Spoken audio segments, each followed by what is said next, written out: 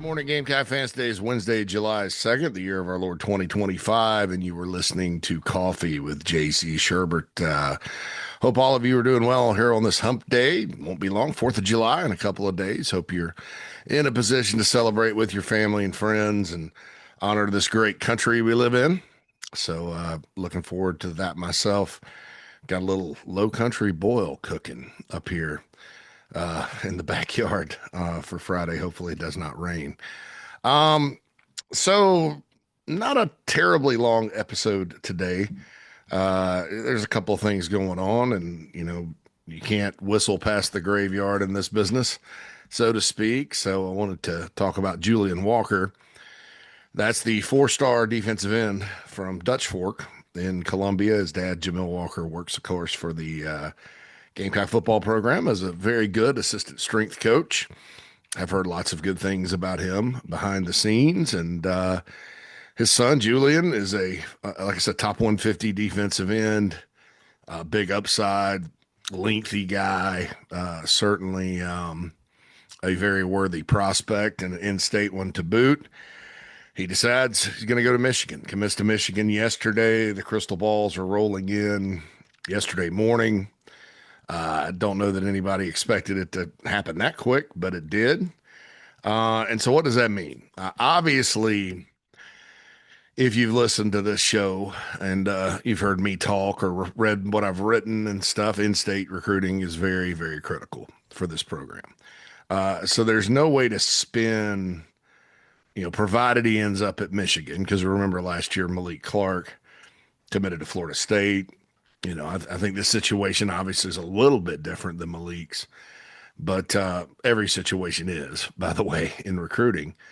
But, that was a blow, because that was a guy, it was never reported. Hale never reported it. I never reported it that he was a lock for South Carolina, but I think it was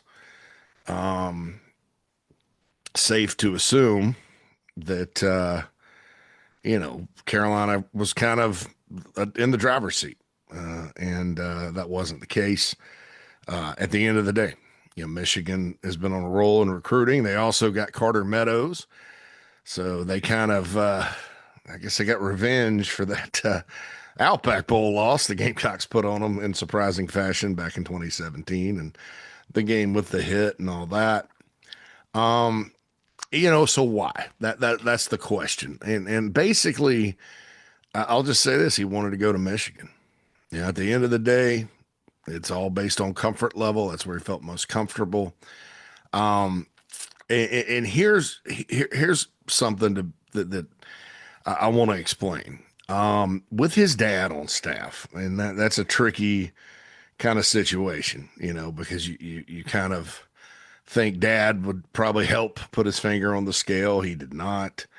But what you don't want is if a guy's heart's not in it and he really wants to be somewhere else, which Julian did, you don't want to kind of force him to come to South Carolina and then just think, oh, later, later he'll grow to love it here. That's not how it works. And keep in mind, these are human beings, with family dynamics and things like that. I think that gets lost sometimes out there, is that, these aren't AI generated players. Hopefully it never gets to that. I think people are getting way ahead of themselves with some of this AI stuff, but that's a different topic.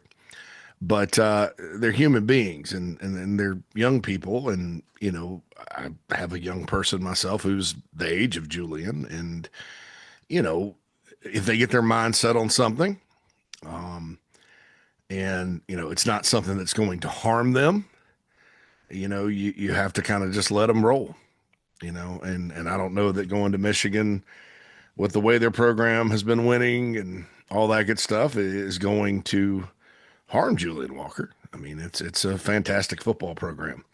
I will point out, and this doesn't mean much, but I will point out that there have been players while I've been covering recruiting, even before I was covering recruiting, from South Carolina that have gone to Michigan. Junior Hemingway, Tonka's brother, was probably the most successful. You had C.J. Stokes from Hammond as a running back that went there. He He's already hit the portal and out. I don't know where he ended up. Adam Patterson was a big time defensive lineman from right there in Columbia at Richland Northeast. Uh, Stokes was a Columbia kid as well. He didn't do anything at Michigan. Quentin Washington was from Timberland, and where Desmond Green went to Florida from. I never heard much from him after he went to Michigan. And then J.J. Brown back in the day from Chesterfield went to Michigan, and he ended up coming back to South Carolina. There was a player that went up there, J.T. Floyd from J.L. Mann. South Carolina didn't offer him, but he went to Michigan. He did pretty well. He had a pretty good career up there. He's a defensive back. So, and I may be missing someone, but, that's fine. Michigan and some of the Michigan historically, they sell their football program, they sell academics. And then you look at Walker's family. His dad was born in suburbs of Chicago. I think I know exactly where he's from. I think his mom's from here as well. Family throughout the Midwest. And like in the SEC, when we say it just means more, Michigan and programs like that mean a little more to people with roots in this area. And it's a really good school. And, they obviously had a national championship 2 years ago, and they finished last season pretty good. And, their recruiting has been top notch. And they got a really good defensive coordinator. And, there's a lot of it, if you're just looking at it outside of the Gamecock bubble, there's a lot that's attractive about Michigan. Now, is it frustrating as hell if you're a Gamecock to lose an in-state player? Yes. I've talked about a lot that you can't go back to the old days of everybody coming in and cherry picking the top prospects from the state of South Carolina. That really decreases your chances at South Carolina, transfer portal or not, of getting to where you want to be, which is a championship level type football program on a consistent basis. Now, one guy is not going to change that. One guy's not going to change the recruiting in state. One guy's not going to kill it. But, it is a loss, and much more so than Pierre Dean, which we talked about yesterday, whose brother went to Georgia, where Georgia was kind of in good shape the whole time. Carolina did a good job getting in that one and making him think. Walker, it was kind of, I don't want to say out of left field, but there's also probably a reason when you start thinking about it. Julian Walker's not been one of these guys that's out there on Twitter reporting every offer. His recruiting's been kind of private, and Hale reported that early in the process. And there's probably a reason for that. Maybe he was always kind of thinking he was going to go out of state because, you live in Columbia, your dad works for the school. I don't think Gamecock fans are going to go, have beef with the family or anything like that. That's ridiculous. Carolina fans are better than that. But, there's a certain amount of expectation, pressure, whatever, unspoken if it is, to where, hey, the home team is right here and your dad works for the home team. And why not? Sterling Lucas is a really good edge defensive ends coach. And, the guys that really have improved under him, Kyle Kennard being the most obvious one. Maybe Brian Thomas Jr. this year. We saw where Brian Thomas Jr. has been named one of the breakout players, but I think Matt Zenitz from CBS got some quotes from somebody anonymously about him. But there's good coaching at South Carolina, and I mean there's nothing wrong with South Carolina. They recruited him hard. They did all they could do. Does it stink? Yes. And you sort of look at edge, and the Midwest has gotten the best of the Gamecocks. It started with Rodney Dunham going to Notre Dame, and then Carter Meadows and Julian Walker, obviously. Carolina did a really good job with Meadows too. But they opt for Michigan. So Notre Dame and Michigan have been a pain in the backside for the Gamecocks. Kyrie Adams, the corner from Maryland, also went to Notre Dame. I don't know that the Gamecocks were second for him or anything. with Meadows probably third behind Ohio State and Michigan with Walker.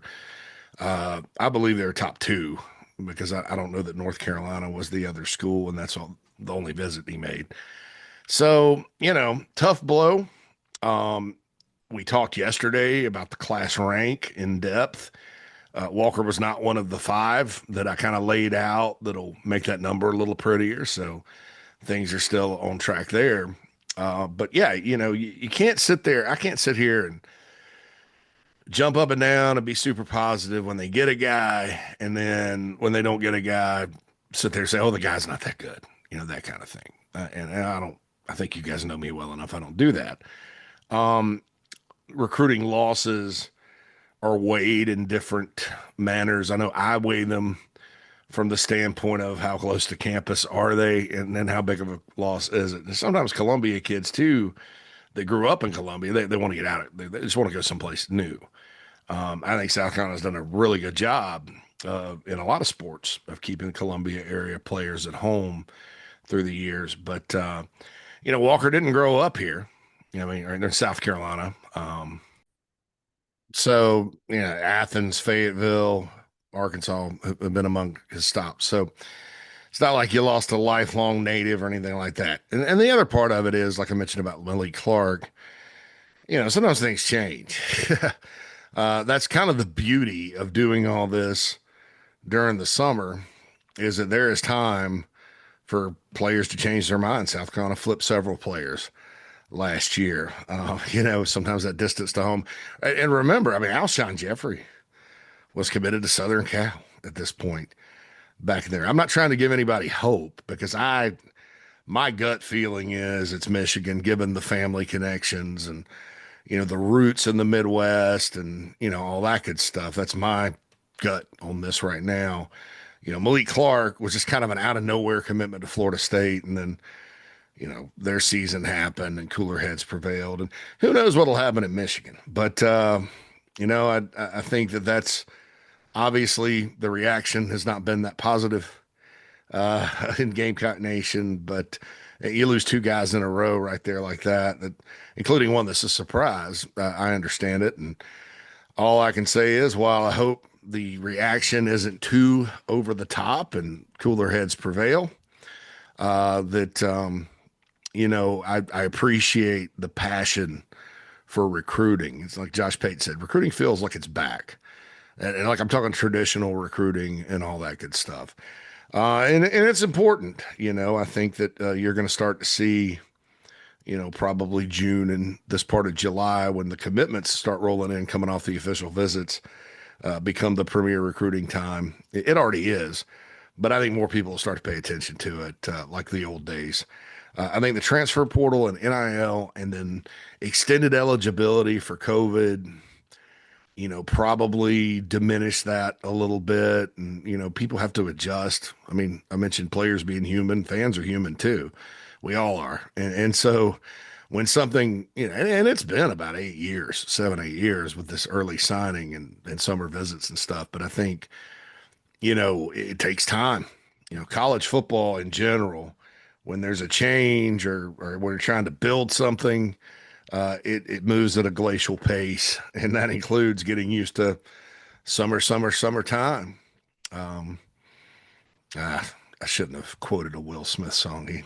After he smacked Chris Rock, my whole opinion of him kind of diminished. But summertime is, this is recruiting time. And it's cool because you can grab a beer on vacation, sit on the beach, and listen to podcasts like this. And I appreciate it. So, Julian Walker to Michigan. As far as the numbers I threw out yesterday, as far as if Carolina gets these 5 players that I mentioned, that does move Michigan's class to like 254 point something in the 24/7 Sports Composite team rankings. Gamecocks would get to 252. If they landed all 5 of those guys. So instead of 9th, it would be, I think, 10th right now. But all that's going to change. There's commitments rolling in every day across the country as players continue to make decisions. Now, today, coming up around noon Eastern, Noah Clark from Jordan High School in Durham, North Carolina, will make his decision. Now, Noah Clark ranked at kind of the end of the top 247 when it comes to composite 24/7 sports. One of the rare times they have a Carolina lean right now. Never count your chickens before they hatch, no pun intended. They have him 126 in the country, so they kind of are ahead of the industry on him. South Carolina, NC State, Notre Dame uh, wanted him, wants to stay close to home, had a great official visit, had a great unofficial visit. He's got, Carolina's done a good job with him. And he's from Durham. I'm trying to think the last guy they got at Durham proper may have very well been Wesley Saunders in '07. It's been like 18 years. So, and that was at the end of the '07 cycle because Wesley went back and forth between North Carolina and South Carolina on signing day, and the Gamecocks got him. So it's been a while since Carolina's kind of struck in Durham. And Durham, usually every year, Durham will have, two or three guys. But not every single cycle, and not at the level of Noah Clark, but it's a good place to go recruiting. Plus, it's in the state of North Carolina. And you lost. Dean was not a go, but Noah Clark could be joining another four-star D tackle, Aiden Harris, his brother, four-star outside linebacker D, and Andrew Harris from Charlotte. JB Shabazz had a very interesting update. He's the offensive tackle from the Winston-Salem area with Phil Kornblut. Phil, it was a great article, great interview. I encourage everybody to go read it. And, Phil comes from the South Carolina network. So obviously, when a player is talking, just like with us, he knows he's talking to a South Carolina outlet. And so there was a lot of big praise for the Gamecocks. His quote was, he's 80 to 90% sure. He mentioned Executive Director of Character and Player Development, Derek Moore. Does a school have a Derek Moore? That's what he's wondering. My crystal ball has stayed on the Gamecocks. I told you I was probably going to change it. I pumped the brakes on that one. I think, I don't know. I've just always, based on his public, comments and his visits to Columbia, I thought the Gamecocks were in pretty good shape. Then Ohio State and Tennessee, obviously, were the other visits. But I don't know the Gamecocks won't pull that one out. I don't know when a decision date's coming. I would imagine soon if he is indeed 80 to 90% of the way there. But we'll see what happens with that. I feel more confident about that maybe than I did, based on a lot of things, including the article. Could it be that he's talking up a school because he knows he's speaking to a South Carolina outlet? Absolutely. That happens these days. It's not malicious either. I mean, again, these are kids and human beings. Sometimes you just want to be polite, talk up whoever you're talking to. But I just haven't seen, I don't know. I haven't seen the same public comments about Ohio State and Tennessee from him. So my gut feeling is it's true. I'm probably just like him, 80 to 90% of the way there. But I'm not changing my crystal ball. I'm going down with the ship on this one, folks. Gonna go down with the ship. Back to Noah Clark. This guy as a player, and if he does commit to the Gamecocks later today, look for kind of a special, kind of resetting of the board at D tackle and everything like that. Just watching his film, though, I mean, this guy has been 350 pounds at different points, and he moves quite well for a 350 pounder. Very quick, light feet. Man, strong. You put him in a weight program, get some of the baby weight off of him because he's he's a young guy, and get him even stronger. He could develop into a force to be reckoned with. Just to be honest, I've seen it. I've watched this film before, and then I went back and dug back into it because decision day's here, and that guy he's got some tools, and he's different than Aiden Harris. When we talked to Darren Usher on the show, he kind of likes said the staff likes a variety of defensive tackles, but also that are versatile.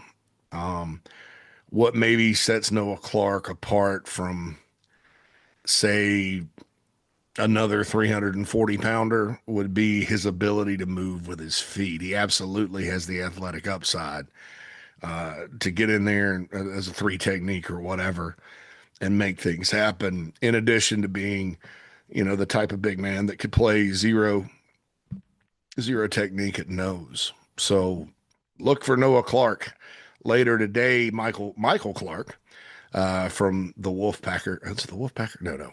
Inside the Wolfpack. Our NC State site, my bad.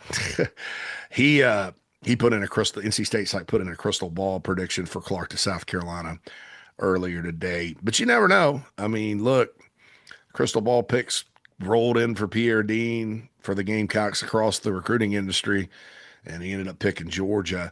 I just don't, going in with Dean, it was 50-50. Then it was 50-50 really the whole day. I don't know that it's 50-50 with Clark heading into decision day. I mean, NC State, in my opinion, would have to come way back. Maybe they come through with a big, Will Wade's there. Maybe they give him a strong ass deal.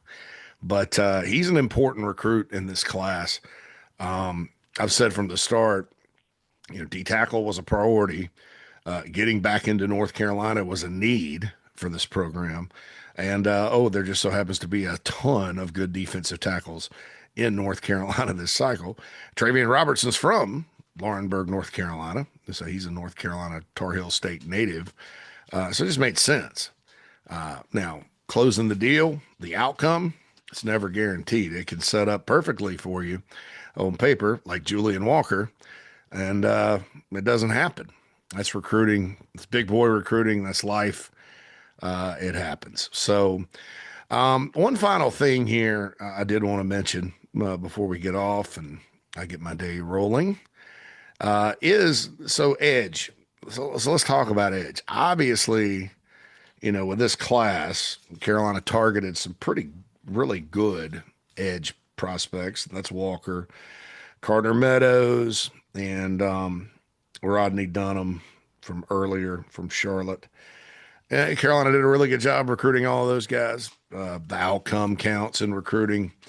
Maybe down the road you get the outcome you want because of the transfer portal these days. But they didn't get any of them. 0 for 3. And there are some edge prospects in the state for next cycle. There's more D tackles, and who knows who's going to emerge at the end of the day. But so you look at it. So this is the 2026 class. So none of these guys are going to matter until 2026. You look at the room right now. They added George Wilson and Damon Clowney kind of this year after Jalen Brown's injury. So you got to look down the road, and first and foremost for the 2026 season specifically, Dylan Stewart will be back. So that's good. Desmond Umazulu is a younger player that still has eligibility left. So theoretically, he'll be back. Dylan's not draft eligible until after 2026. So, and you hope, because obviously if he has a big season, everybody in the country is going to still be like pondering the what ifs for him. I think the Gamecocks will be fine there, though. I mentioned Brian Thomas Jr., but I believe he's out of eligibility after this year. But you got two guys right now in the room, three actually, if you count Jalen Brown. Now Brown's up in the air for this season, but keep in mind he can medically redshirt. He's got 3 years left. They absolutely love him as a player. So he's still there. Anthony Addison from Sumter had a really good spring, to the point where he could get in the rotation maybe this year. His size, he needs to get bigger, but he's 6'3", 230 already. That's big. He's a fantastic he's one of those football players, right? Not going to probably wow you with testing. Obviously, he was on the smaller side in high school, but he's got some daggum, something about him. And another shout out to Hill McGranahan because he's the one that's, kind of pointed that out. And I think everybody knows it now. So in 2026, Anthony Addison, in theory, should be ready. Jaquavius Dodd, the cousin of former Clemson defensive end Kevin Dodd, who worked and worked and worked and ended up being a draft pick out of Clemson. He went to Riverside High School. Quay went to Eastside. Those are two pretty big rivals in the Greer Taylor's area of Greenville. He's 6'6", 240. He's how you draw him up. He's actually been a little less raw since coming to South Carolina, and really during his senior season too, than maybe what people expected. So he's kind of ahead of schedule. This year, probably won't see him a whole lot, but by 2026, in theory, he'll be ready. So there's three guys that are kind of in the pipeline, that may Brown because of health, and obviously Dodd and Addison because they're true freshmen may not quite be ready, this season. I'm semi-confident Addison could get some run as in the rotation. Hell, maybe Dodd too. I don't know. They're going to figure all that out in August, right? But a lot depends on the summer. Brown, I'm just not as I'm not counting on him coming back and playing. And Shane Beamer said it in an interview the other day. Right now, I think my guess is he misses this year and comes back in the spring. So there's that. But you got young guys, and you got Dylan Stewart back for 2026. Obviously, you'd like to sign a couple. And so I think the Gamecocks will, if something happens at Maryland and Zion Ely, the number 2 player in the country, ends up not sticking with the Terps and staying at home, I think you could see the moonshot. Carolina will take a moonshot. I think Auburn's going to be problematic for Carolina there. But if you get into the season, and 80-90% of your class is done before the season starts. But what a good season can do for you is guys that are on the fence or guys that want to flip, as we saw last year, that can give you some low-hanging fruit at the end. About the outcome, which is what matters. I always say, as far as the base recruiting goes, the season doesn't have much to do with it. A bad season can cause some decommits if you're really bad. But, credit Shane Beamer and company, the one losing season they had, they held on to everybody in 2023, after 2023 with the 2024 class. But, a good season, if there's some sort of disturbance in the force, so to speak, with some of these guys, you can catch some good ones there at the end. So we'll see what happens with all of that. But that's Zion Ely's kind of the only guy. There's some other guys kind of on the periphery. We'll see what the Gamecocks can end up doing there at edge. I do think they'll end up signing somebody. Maybe you wait for a senior riser like Christian Ingram at D tackle last year. But I think the numbers are fine. I just think that, obviously there's going to be we got a, blue chip defensive end right there at Dutch Fork, and you don't get him. That's obviously going to cause some disappointment, but it's not like losing a football game or, blowing a lead or anything like that. Although PJ Dean kind of felt like the LSU game, South Carolina looked like they were going to get him, and ultimately the outcome did not go their way. All right, so stay tuned to thebigspur.com for the Noah Clark announcement later today. If you're not a member, use the code TheShow50 to get half off an annual membership. That is rocking and rolling right now.